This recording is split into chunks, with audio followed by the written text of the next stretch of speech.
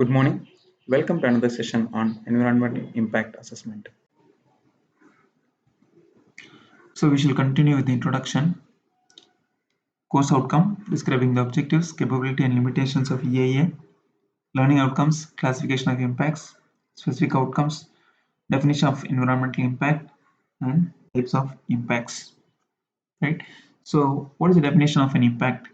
Environmental impact is any change to the environment, whether adverse or beneficial, wholly or partially, resulting from an organization's activities, products, or services. So generally, when we think about impact, we generally think about the negative side, but impact can also be beneficial or positive impact. Similarly, the impact can be partial or it can be a uh, comprehensive one, meaning it can be an impact due to the entire process, not just a partial process. And it can be from an activity, or it can be from a product, or it can be from a service, right? So need not necessary that it is coming only from a particular activity. We have seen some of the examples of impacts, right, in the earlier sessions. Not specifically, I might have spoken about some of the impacts, given some examples. So here we will see the important considerations when it comes to air, water, uh, solid waste, vegetation, energy sources. So what are the criteria that are to be taken into account when we look at the impacts, right? So when it comes to air, we look mainly at the degradation of the quality of air, different types of emissions that are released, the extent to which it affects the quality of the air, the creation of excess noise, the effect on human beings, right? And even and also it can be effect on animals, right? And buildings, structures, etc. So when it comes to water, what are the important considerations? The availability of water, the use of water, right? The quality of water, the effect on the aesthetics of water, right? Its appearance is the meaning of aesthetics. The aquaculture potential of the ecosystems, effect on the canal systems, the depletion of groundwater, pollution of waters by hazardous and toxic substances, its effect on temperature, right? Siltation capacity, meaning when it comes to dams or reservoirs, um, we'll have some area that is located at the bottom of the dam for the purpose of accumulation of silt, right? So how that is going to get affected. When it comes to solid waste facilities, the excess generation of solid waste, right? Um, so it's stress on the existing environment. When it comes to vegetation, the destruction of the forest cover, the depletion of the cultivable land, the changes in the biological activities, right? Changes in the species diversity, its habitats, right? And also hastening the disappearance of important species, right? We have got uh, some of the species are getting endangered and becoming rare or extinct species. So what about them, right? What about the impact of a particular project on those species? Because some species are very rare and they'll be existing only in specific locations. So when you're going to implement a project in such an area, you will have to look at the impact of this project on those species, especially apart from seeing its impact on the forest and the surrounding environment. When it comes to energy sources, the effects on physiochemical characteristics of soils, effect on the stability and instability of soils, right? So coming to soil and local geology. So what are the important considerations? The impact on availability of energy sources in the area, thermal power generation, natural gas consumption, right? Effect on local natural resources. Uh, why we are emphasizing more on about the energy here, meaning energy aspect here. Why? Because when it comes to geology, generally they tend to generate something called the geothermal energy, where they tend to fracture the subsurface rocks, and subsurface media is being affected because of this process, right? They send the hot water to the rocks beneath the earth surface, and then they generate the hot water which is used for further generation of electricity, right?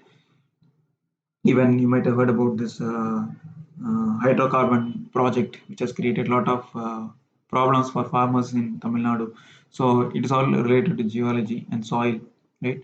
Then comes to natural processes, right? You have got floods, erosion, earthquakes, depositions, stability, right? Air movements.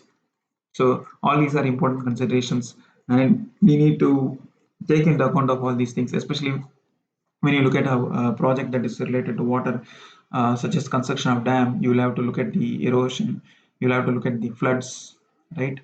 And when you construct a building which is going to be some 10 floors or 15 floors building, so what will happen if an earthquake comes? So what will be the impact of this building on the environment if it falls down, or if it's shaking in the uh, air because of heavy winds, right? You may have some hurricanes coming in a particular locality very often. So what these are some important consideration when it comes to natural processes, when we uh, look into the impact of a particular project on the environment. Then man-made facilities, structures, utility networks, transportation facilities, the waste disposal, right? So how these things are going to get affected. When it comes to cultural status, what we look into employment situation, right? A project, whether it is going to give employability for the people, whether it's going to improve the lifestyle of the people, what about the health of the people, and the health services, whether it is going to cause a severe impact, and are there sufficient health services to look after the people if they are affected. Then coming to ecological relationships, okay, what will happen to the food chains, what type of diseases will be caused if the food chain is getting affected, right? So these are some things, important considerations in each component of the environment. Coming to economical and occupational domain, right? So here what we see is the displacement of the population, right? For example, you'll have to resettle or rehabilitate the people to some other location. Reaction of the population in response to the employment opportunities, services, and distribution patterns. What will happen to the value of the property if this project is executed? Whether the value of the property will increase or decrease or remain the same. So these are some things which we'll have to see from the economic aspect. Then social pattern or lifestyle. So again, resettlement, and you'll have to maybe depopulate some of the areas. What will happen to the population density? Uh, some projects may enhance the employability, and many people may come around that particular industry so that they'll get some jobs. So in that case, what happens to the housing? Whether they'll get food, whether they'll get the goods, right? Whether they'll get some recreation facilities. It may be rural, it may be urban. So all these things are going to affect the lifestyle and social pattern of the people, right? Psychological features. So what will happen uh, to the stress level of people due to this project? What will be the work satisfaction? What will be their involvement? What will be their expectations, right? And how people are going to take this aspect of community pride. Will they be happy to work on this project? Freedom of chores, right? So chores is nothing but work, right? Whether they'll get some freedom from the work, or they're going to get totally stressed up. Whether they're going to live in company, right? What about the mobility of people due to this project that is going to be established in a particular location? So these are some psychological aspects which have to be considered. Then physical amenities, right?